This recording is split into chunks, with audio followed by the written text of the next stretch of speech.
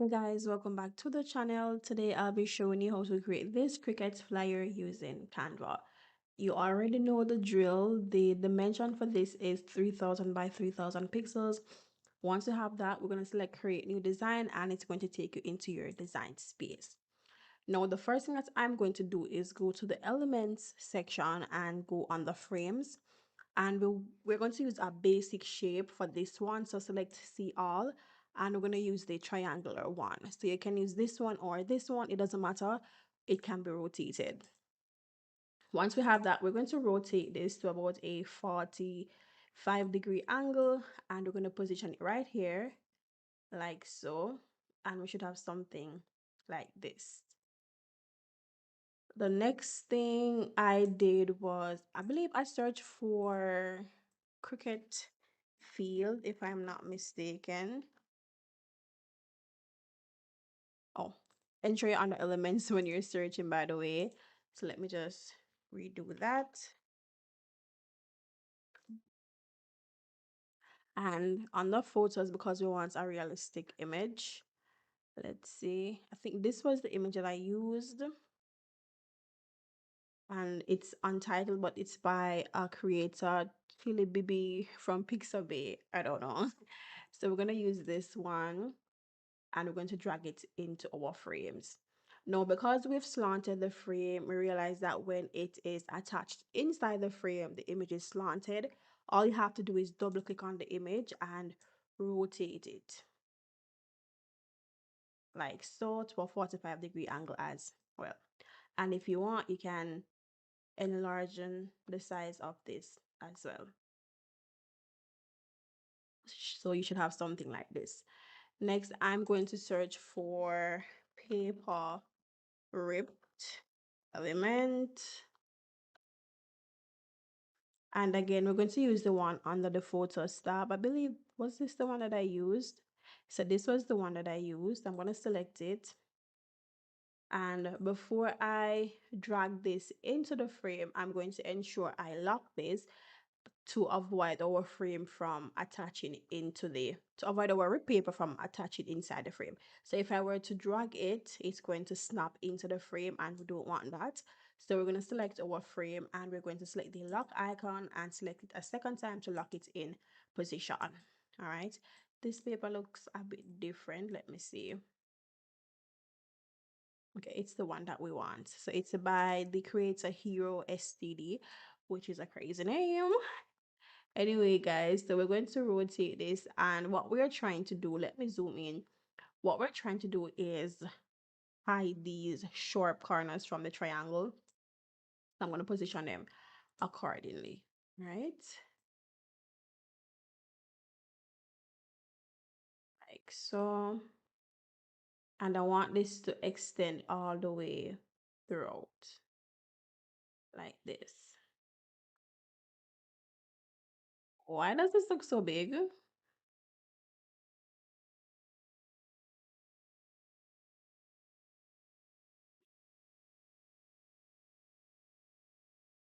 And we're just going to duplicate it.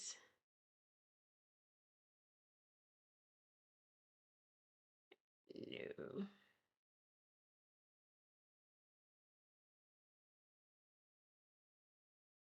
So guys, I realized that was the incorrect.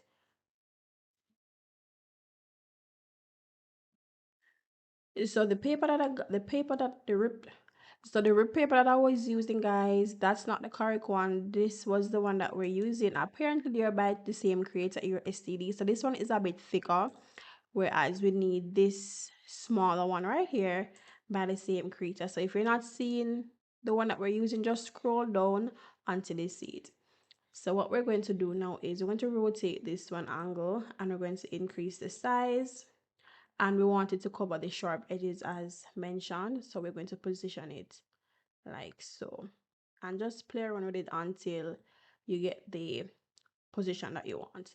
Also, I'm going to unlock this and I think it can be probably like so, a little bit further like so. And let me lock this again and let me do my thing. So I'm going to increase the size like so. And what I'm going to do is unlock this, and I'm just going to use my arrow keys to nudge it under our frame and elongate the tip just a little bit more.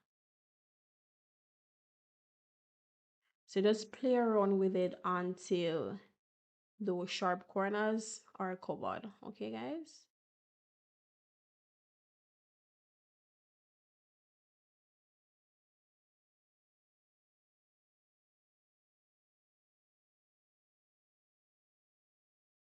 Right.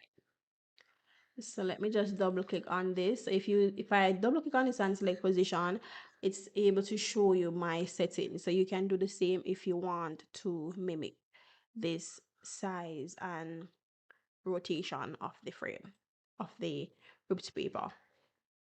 And then I'm going to duplicate it again, and I'm going to adjust it to the second sharp edge.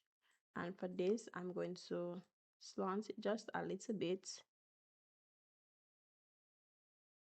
or a lot, and I'm going to position it until we are satisfied.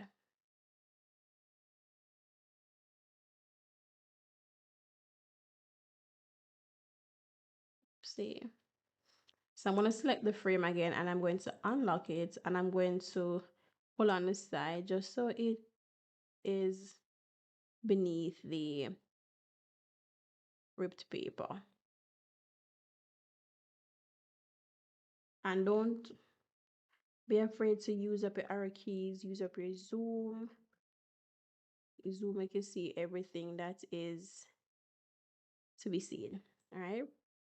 So everything is looking okay. So what we're going to do now is group everything. So group and lock everything in place. Now I'm going to go for a image in Canva.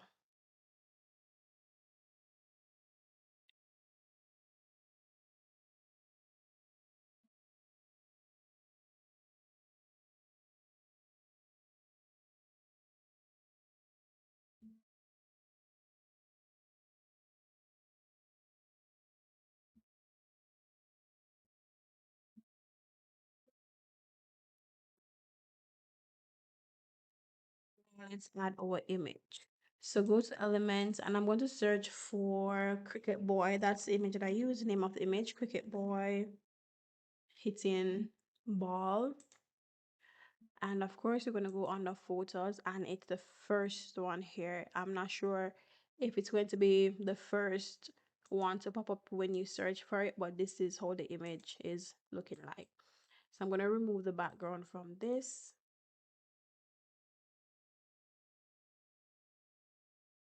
And I'm just going to crop the excess sides from the photo like this. Then I'm going to enlarge the photo and position it right here.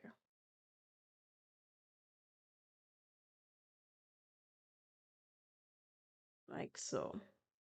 So we should have something like this. Yep. So let me just zoom in so you guys can see properly.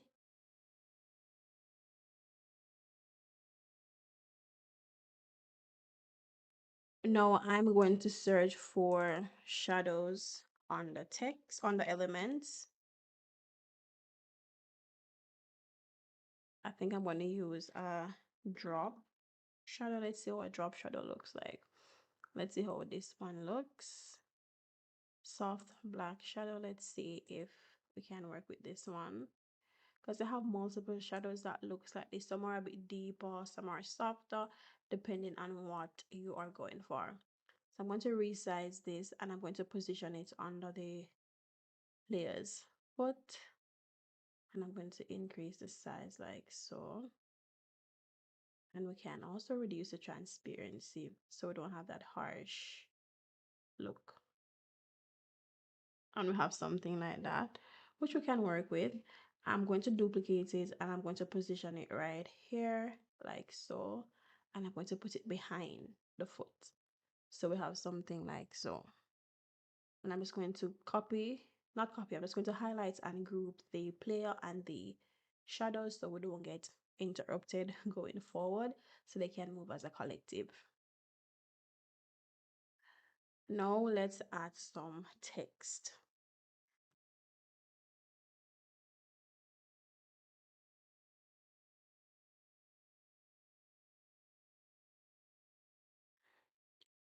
So I have Barn to Bat built to win, and I'm going to put this in all caps, and I'm just going to adjust it how I want it to look when I am through.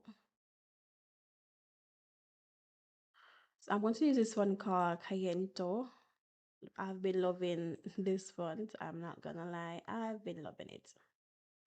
And I'm going to adjust the line spacing just a little bit.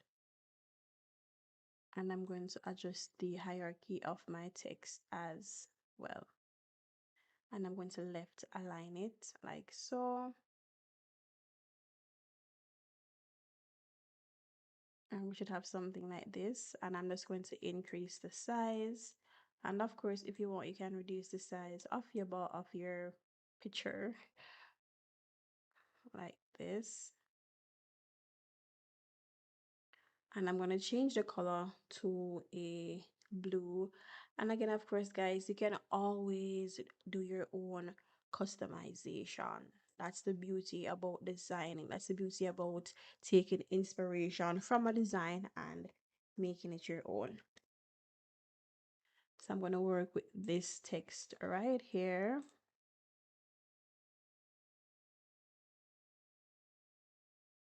Like so.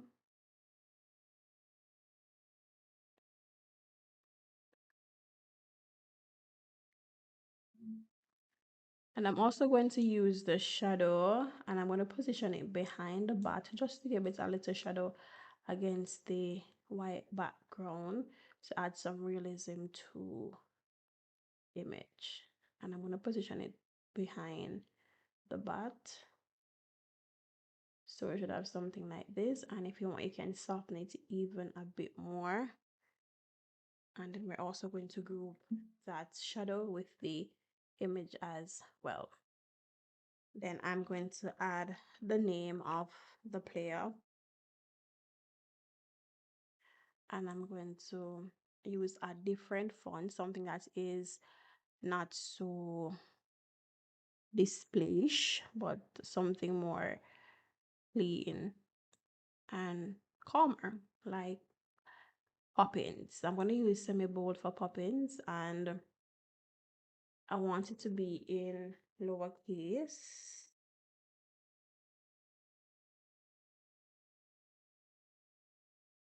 Oopsies.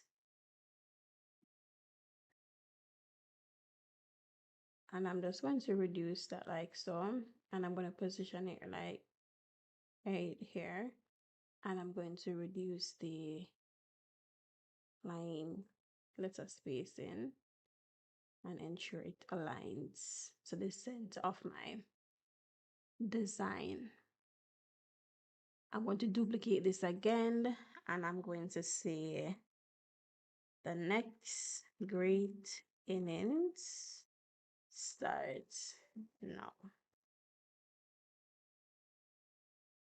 Let's change this to black for now. And I'm going to highlight great innings, and I'm going to put that in the blue, and I'm going to apply the italics text effect. Then I'm going to rotate it, and I'm going to position it somewhere here.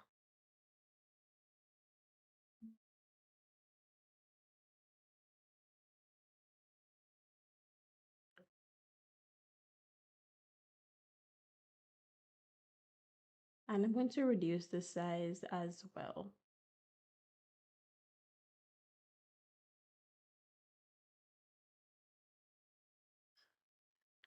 And I'm going to position it right here.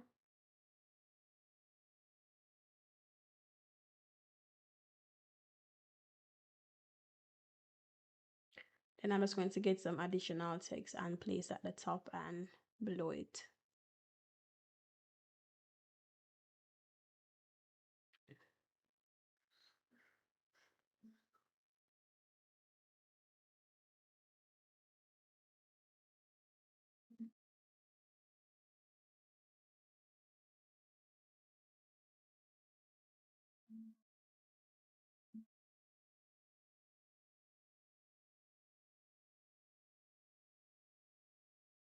And this is the additional text that I added. Also, I'm going to use a little texture, little distress paper. Let me go on the recent.